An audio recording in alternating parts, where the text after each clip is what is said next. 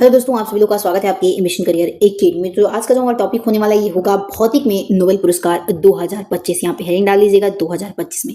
तो आज हम देखने वाले हैं कि भौतिक में नोबेल पुरस्कार 2025 में किसे प्राप्त हुआ है। तो उससे पहले हम जान लेते हैं कि नोबेल पुरस्कार की शुरुआत कब हुई थी। तो ध्यान रखिएगा, नोबेल पुरस्कार की शुरुआत 1901 में की गई थी। वही बात करें इसकी घोषणा कब हुई थी, ये तो शुरुआत हो गया। और इसकी घोषणा की बात करें तो 1900 में हुई थी, यानी कि 1900 में हुई थी। बात करते हैं इसकी स्थापना, इस फाउंडेशन की स्थापना कब हुई थी। तो इसकी स्थापना 29 जून 1900 में हुई थी, यानी कि 1900 में हुई थी। और इसमें यह भी पूछा जाता है कि ये किस वैज्ञानिक के नाम पर दिया जाता है। तो ध्यान रखिएगा, इसकी स्थापना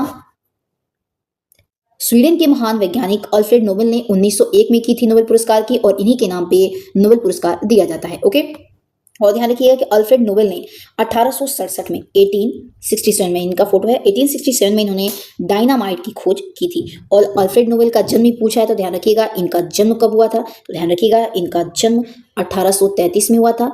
और मृत्यु भी पूछा जाता है, तो इनकी मृत्यु कब हुई थी, 1896 में। और 1800 इनकी मृत्यु के बाद 1896 के बाद ही नोबेल पुरस्कार दिया जाता है, और इनके ही वसीयतनामे पर नोबेल पुरस्कार प्राप्त होता है। ध्यान रखिएगा।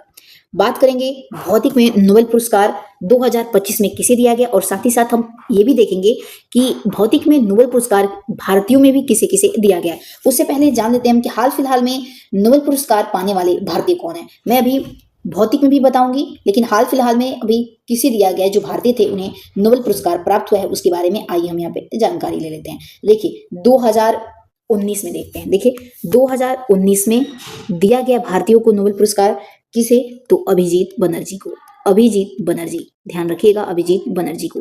और इन्हें किस क्षेत्र में दिया गया, क्योंकि ये भी बताते चलिए कि नोबेल पुरस्कार आपको पहले 5 क्षेत्रों में दिया जाता है, और अब कितने क्षेत्रों में, अब 6 क्षेत्रों में दिया जाता है। और 5 क्षेत्र कौन कौन से हैं ये भी बहुत ही इंपॉर्टेंट है, क्योंकि इससे प्रश्न बनते ही बनते हैं। तो ध्यान रखिएगा कि नोबेल पुरस्कार जो पहले 5 क्षेत्रों में दिया जाता था वो कौन कौन सा क्षेत्र है। तो ध्यान रखिएगा, साहित्य, चिकित्सा, शांति, रसायन और भौतिकी के क्षेत्र में दिया जाता था। एक और बढ़ गया है तो 6 हो गया है, जो कि अर्थशास्त्र है। ओके, 2019 में मैंने बताया कि अभिजीत बनर्जी को दिया गया था, और उन्हें किस लिए दिया गया था, किस क्षेत्र में, ध्यान रखिएगा अर्थशास्त्र के क्षेत्र में अभिजीत बनर्जी को दिया गया था। इनसे पहले किसे दिया गया था, तो 2014 हो जाएगा। 2014 में ध्यान रखिएगा किसे, तो कैलाश सत्यार्थी को। किसे, कैलाश सत्यार्थी को। और इन्हें किस क्षेत्र में दिया गया था नोबेल पुरस्कार, तो ध्यान रखिएगा शांति के क्षेत्र में। और किस लिए, तो बचपन बचाओ आंदोलन से जुड़े थे, इसलिए इन्हें मिला था। और देखिए पहली महिला नोबेल पुरस्कार पाने वाली कौन थी, तो ध्यान रखिएगा मदर टेरेसा थी। और मदर टेरेसा को कब नोबेल पुरस्कार दिया गया था, तो ध्यान रखिएगा 1979 में। ओके, मदर टेरेसा को किसे दिया गया था, तो मदर टेरेसा को दिया गया था। और इन्हें इनके सामाजिक कार्य के लिए दिया गया था। ओके, यानी कि सोशल वर्क के लिए दिया गया था मदर टेरेसा को। और ये कहाँ की रहने वाली थी, तो ध्यान रखिएगा ये अल्बानिया की निवासी थी, अल्बानिया। बाद में इन्होंने 1948 में, यानी कि 1948 में इन्हें भारत की नागरिकता प्राप्त हो, भारत की नागरिक बनी 1948 में। इसका भी आप ध्यान रखिएगा।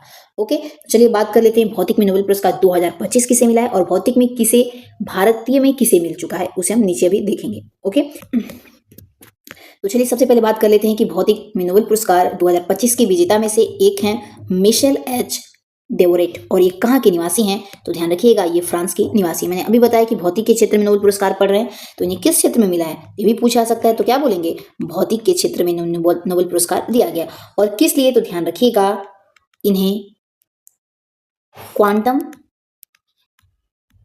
मैकेनिक्स के टनल सिद्धांत पर उनके शोध के लिए, इन तीनों ही व्यक्तियों को पूछा जाएगा कि किस लिए दिया गया भौतिक के क्षेत्र में, तो क्वांटम मैकेनिक्स के टनल सिद्धांत पर उनके शोध के लिए। जॉन क्लार्क को भी, ये यूके के हैं, इनको भी इसीलिए दिया गया है। और जॉन एम मार्टिन, ये यूएसए के रहने वाले हैं, इन्हें भी भौतिक में क्वांटम मैकेनिक्स के टनल सिद्धांत पर उनके शोध के लिए इन तीनों व्यक्तियों को दिया गया है। बात कर लेते हैं जॉन क्लार्क की, तो ये यूके के रहने वाले हैं, यानी कि यूनाइटेड किंगडम। और जॉन एम मार्टिन तो ये यूएसए के निवासी हैं। ओके, ये आप ध्यान रखिएगा।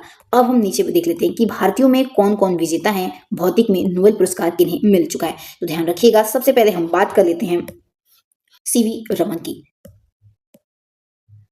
ध्यान रखिएगा, हमारा क्वेश्चन ऐसे भी बन सकता है कि भारत के पहले वैज्ञानिक कौन है जिन्हें नोबेल पुरस्कार मिला था, तो कौन है, सर सीवी रमन ही थे पहले जिन्हें भारत में सबसे पहले नोबेल पुरस्कार मिला। और ये किस क्षेत्र में मिला, तो अभी हम पढ़ ही रहे हैं कि भौतिक के क्षेत्र में। तो पूछा जाएगा किस क्षेत्र में, तो ध्यान रखिएगा भौतिक के क्षेत्र में। ओके, कब, तो 1930 में। सर सीवी रमन को 1930 में भौतिक के क्षेत्र में यह नोबेल पुरस्कार मिला। क्यों मिला? तो प्रकाश के प्रकीर्णन पर रमन प्रभाव के लिए, यानी कि रमन इफेक्ट के लिए मिला था। और ध्यान रखिएगा, इन्हीं की याद में 28 फरवरी को विज्ञान दिवस मनाया जाता है। ओके, 28 फरवरी को विज्ञान दिवस इन्हीं की याद में मनाया जाता है, इसका ध्यान रखिएगा।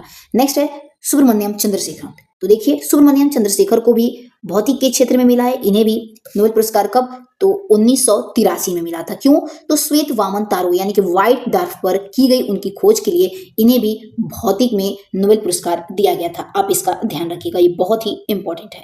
ओके, और ये भौतिक में दूसरे वैज्ञानिक थे। ये भी पूछा जाता है कि भौतिक में दूसरे वैज्ञानिक कौन है जिन्हें नोबेल पुरस्कार दिया गया था और वे भारतीय हैं, तो ध्यान रखिएगा सुब्रमण्यम चंद्रशेखर को। ओके, नेक्स्ट यहाँ पे देखिए, अब हम भौतिक में नोबेल 2024 की बात कर लेते हैं, क्योंकि 25 है तो 24 भी पूछा जा सकता है, एक साल पुराना। तो देखिए, भौतिक में जो नोबेल पुरस्कार 2024 में किसे मिला था? देखिए, जॉन होपफील्ड एंड जेफरी हिंटन को दिया गया था, ये आप ध्यान रखिएगा। ओके, तो चलिए दोस्तों, ये जानकारी कैसी लगी आप कमेंट बॉक्स में जरूर बताइएगा। मिलते हैं अपने नेक्स्ट वीडियो के साथ, तब तक के लिए आप अपना ध्यान रखिएगा।